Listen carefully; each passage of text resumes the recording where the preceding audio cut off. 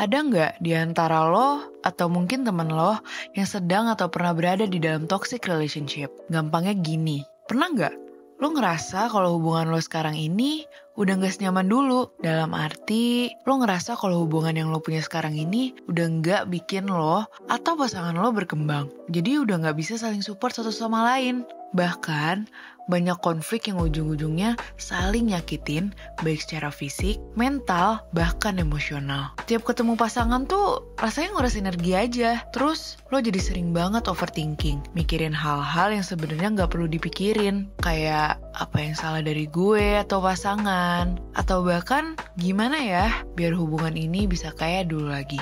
Kalau lo ngerasa gitu, coba deh tanya ke diri lo sendiri. Sebenarnya worth it gak sih untuk hubungan kalian dipertahanin? Atau ya udah, lo udahin aja gitu. Toh hubungan itu gak ada manfaatnya buat lo ataupun pasangan. Jadi istilahnya tuh lo menyikapi hal tersebut dengan santuy instead of overthinking. Well, kalau lo merasa kondisi ini menggambarkan hubungan lo dan pasangan, maka lo berada di video yang tepat. Karena ada suatu filosofi yang bisa jadi ngasih perspektif baru tentang cara menanggapi toxic relationship. Filosofi ini namanya filosofi Taoism. Nah, penasaran kan? Apa sih filosofi Taoism? Kalau gitu, simak penjelasan gue dan tonton videonya sampai habis ya.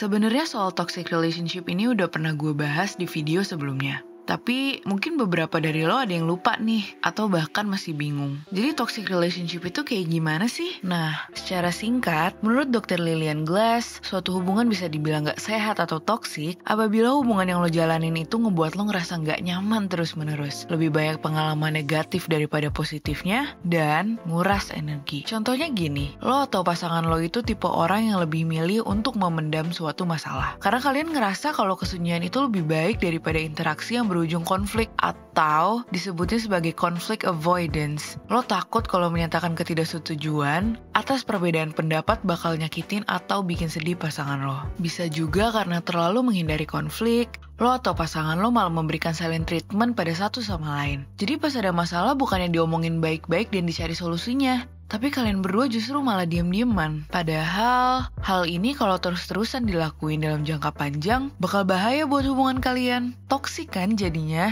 Kenapa gitu? Ya karena komunikasi kalian gak berjalan dengan sehat. Atau contoh lain, hubungan lo bisa jadi toksik ketika lo terlalu menggantungkan kebahagiaan lo sama pasangan lo. Lo takut banget kehilangan pasangan lo, terus jadinya lo overprotective atau bahkan posesif dengan dalih pengen bikin pasangan lo bahagia. Lo menganggap kalau pasangan lo itu adalah pusat semesta, merasa bahwa lo punya kontrol dan bertanggung jawab atas kebahagiaan dia. Akibatnya apa? Ketika pasangan lo pergi, lo patah hati, sedih, hancur. Padahal kan kebahagiaan itu harusnya tanggung jawab masing-masing. Kalau udah kayak gitu, siapa sebenarnya yang salah? Ya, bisa dibilang dua-duanya. Karena di dalam satu hubungan yang bermasalah, kedua pihak sama-sama bersalah. Tapi, pernah gak sih lo berpikir pengen banget keluar dari siklus hubungan yang gak sehat ini, alias toxic, dan masih bingung gimana caranya? Di video kali ini gue mau ngenalin yang namanya filosofi Taoism.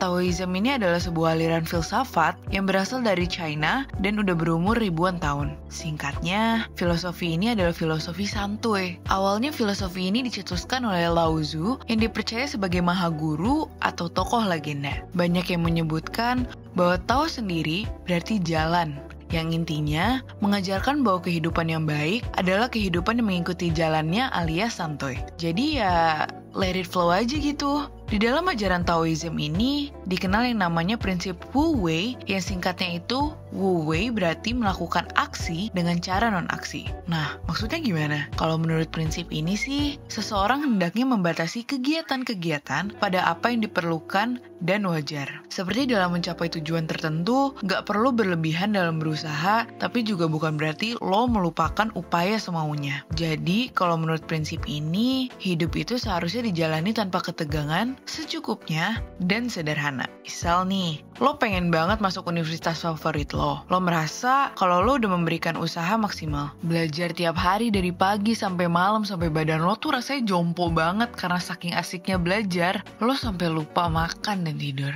Belum lagi nih, lo juga masih ikut berbagai macam bimbel yang bikin otak lo tuh capek banget rasanya. Tapi pas pengumuman final, lo ternyata ditolak untuk masuk di universitas favorit lo. Ketika lo mengalami hal yang kayak gitu, lo biasanya jadi mikir, apa usaha gue kurang ya makanya gue ditolak? Daripada overthinking kayak gitu, akan lebih baik kalau lo let it flow dan ya santuy aja. Karena gak semua hal di dunia ini bisa lo kontrol. Ada kalanya lo usaha, tapi usaha lo itu belum membuahkan hasil sesuai dengan keinginan lo, dan itu it's okay. Sama halnya ketika lo berada di hubungan yang toksik. Nah, emang gimana sih hubungannya toxic relationship sama prinsip Wu Wei? Jadi, melakukan aksi dengan cara non-aksi dalam prinsip Wu Wei bukan berarti nggak melakukan apapun. Itu beda loh ya. Melainkan, prinsip ini mengajarkan bahwa terkadang cara terbaik untuk melakukan aksi adalah dengan berhenti mencoba berlebihan. Simpelnya, berhenti memaksakan sesuatu dan biarkan aja semuanya mengalir. Let it flow. Ya,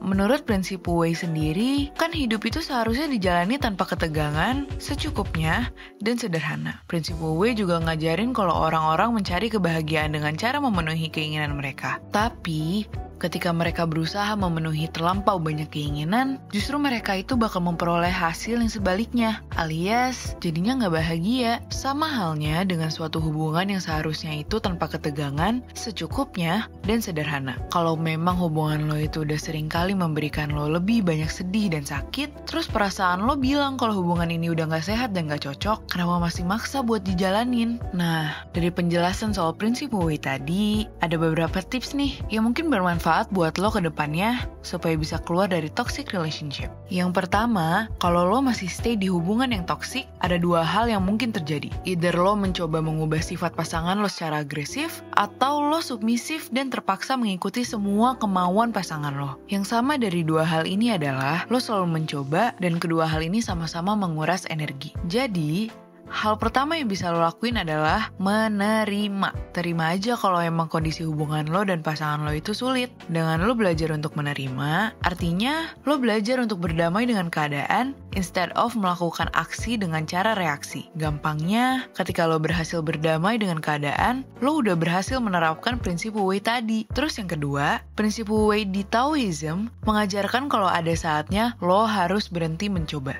Berhenti berusaha, dan let it flow aja. Coba deh buat berhenti menjadi orang yang selalu berusaha untuk memperbaiki. Kalau memang hubungan lo itu udah sering kali memberikan lo lebih banyak hal-hal negatif daripada positif, dan perasaan lo udah bilang kalau hubungan ini udah gak sehat dan gak lagi cocok, kenapa masih maksa buat dijalanin? Dan yang terakhir, kalau lo takut bakal kesepian dan gak ada pasangan, ingat lagi deh, kalau hidup itu selalu ngalir. Inti dari Taoism adalah trust. Jadi, percaya aja, kalau segala sesuatu itu pasti ada jalannya. Selama lo tidak membatasi diri dan tetap terbuka terhadap opportunities yang ada. Kalau saat emang udah jalannya dapet pasangan, ya lo bakal dapet pasangan kok. Mudah-mudahan pandangan Taoism yang baru disinggung ini bisa ngasih lo perspektif baru tentang gimana caranya bersikap tentang hubungan yang toksik yang sedang lo jalanin. Emang sih, pada kenyataannya untuk bisa keluar dari hubungan yang toksik itu nggak mudah. Butuh kesadaran yang besar dari diri lo sendiri dan juga pasangan lo. Kalau lo merasa butuh pandangan dari pihak ketiga yang udah berpengalaman, lo boleh banget coba konsultasi bersama mentor 1%. Karena di sesi konsultasi itu, lo akan diberi arahan secara langsung sama mentor kita untuk gimana sih caranya menyelesaikan permasalahan lo. Selain sesi konsultasi, lo juga berkesempatan dapat psikotes buat tahu kondisi lo saat ini dan mengenal diri lo lebih dalam. Gak cuma itu aja, lo juga bakal dapat worksheet yang bisa bantu lo untuk menyelesaikan masalah yang sedang lo hadapi saat ini. Nah, kalau lo tertarik, langsung aja klik link yang ada di description. Sebagai penutup, gue punya satu kutipan bagus nih dari Lao Tzu. Dicintai sepenuhnya oleh seseorang akan memberi lo kekuatan, sedangkan mencintai seseorang dengan sepenuhnya akan memberikan lo keberanian. Sama halnya dengan hubungan yang sehat adalah hubungan yang bisa memberikan lo kekuatan dan keberanian. Sekian dari gue Amale, bye!